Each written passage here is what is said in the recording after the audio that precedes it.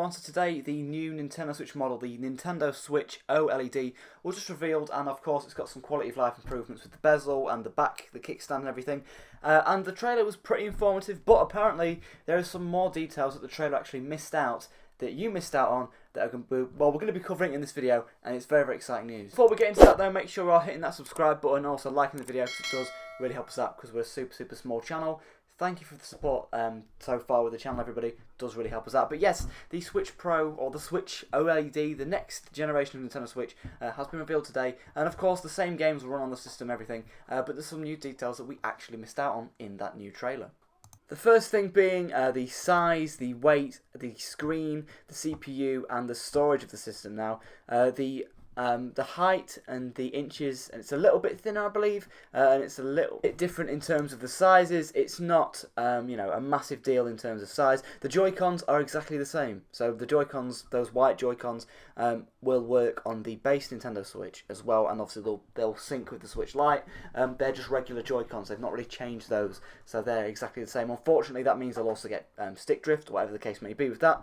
But yeah, they're exactly the same, so that is good to know. They're also coming in the neon colours as well, the white and the neon, as two different bundles when they launch on October the 8th, coming out on October the 8th. Yeah, and it's pretty much the same in terms of the CPU as well. What is interesting about this Switch is, though, it has 64 gig of internal storage as opposed to 32, so double the amount of internal storage. Also, the LAN port, the dock is slightly different. Obviously, we've seen a lot of different changes in that video, but in this video, we're going to be talking about the changes that we kind of missed out on, that Nintendo wasn't really clear about.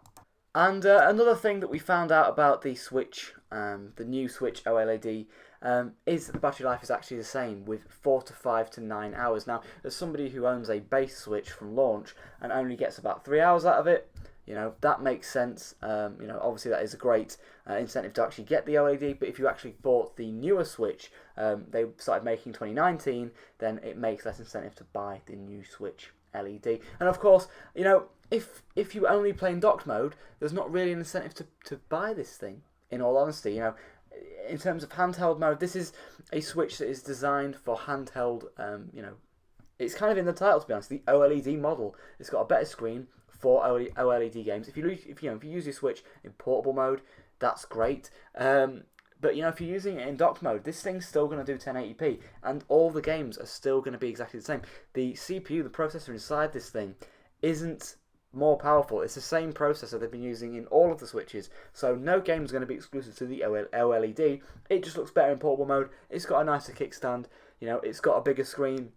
It's a better Switch. It's the Switch XL, if you like, even though it's not bigger. It's, you know, it's the Switch Lite, even though it's got the same features and you can dock it. It's, you know, it's a little bit of a sort of half step of an upgrade. It's no in terms of the technology. The technology is exactly the same. It's just some little improvements here and there to make a better Switch. That's all the information we've got about the Switch OLED thus far. Hopefully we'll find out more about the pricing and stuff like that. If we do, I'll make a follow-up video to this and I'll talk about the pricing. But yeah, thanks for watching the video, everybody. Let me know your thoughts. Are you excited for the Switch OLED? Are you going to be picking it up? What are our thoughts? Let me know your thoughts in the comments below, everybody, and I'll see you in the video. Cheers for watching, everyone.